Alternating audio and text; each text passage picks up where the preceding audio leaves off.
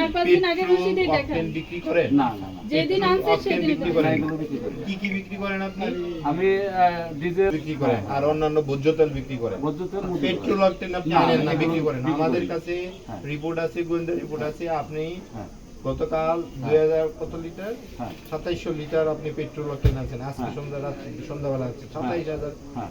আপনার 2700 লিটার আপনি পেট্রোল এনেছেন। হ্যাঁ হ্যাঁ আজকে সকালে ভরে এনেছেন। হ্যাঁ। আপনার গোডাউনে যাবো। আপনারা দুই ভাই আপনারা নিচে আসুন। বলো, আমি সব গোডাউনে খুলে দেবো। যদি পেট্রোল পান, আমার যে জরিমানা হবে আমি দিয়ে দেবো। ঠিক যদি আছে। পেট্রোল পান, যে জরিমানা আমি দিয়ে দেবো। ঠিক আছে। কোন ভাই সেটা আসছে, আপনাদের আমরা চিনি, আপনাদেরকে চিনি, পরিচয় আছে, কেন আসছি? আপনাদের বিরুদ্ধে গোয়েন্দা রিপোর্ট যে আপনারা তেল স্টক করে বিক্রি করছেন না, আপনারা দোকান ব্যবসায়ীদেরকে দিচ্ছেন, দোকানদারকে দিচ্ছেন। এর প্রেক্ষিতে ডিসি স্যারের কাছে মেসেজের প্রেক্ষিতে এসিল্যান্ড, ইউনো, ডিসি অফিসের চারজন ম্যাজিস্ট্রেট আসছে। চারজন ম্যাজিস্ট্রেট সাথে কানাইপুর বাজারে বাড়ি ঘর বাজার সব সার্চ করে এখন আসছি আপনার পাম্পে। আমি আসছি আপনার পাম্পে 1টার সময়, এখন বাজে 3টা। আপনারা তেল বন্ধ রাখছেন কেন? Y?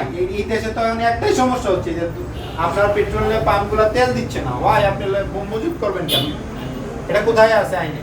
Style feature, next level, well done, side by side, free.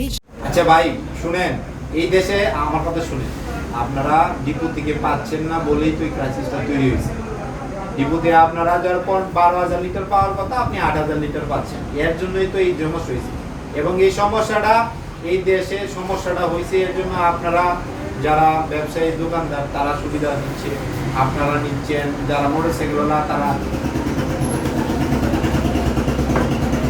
আচ্ছা আমি ভাই সব বুঝছি, আমি সব বুঝছি। হ্যাঁ হ্যাঁ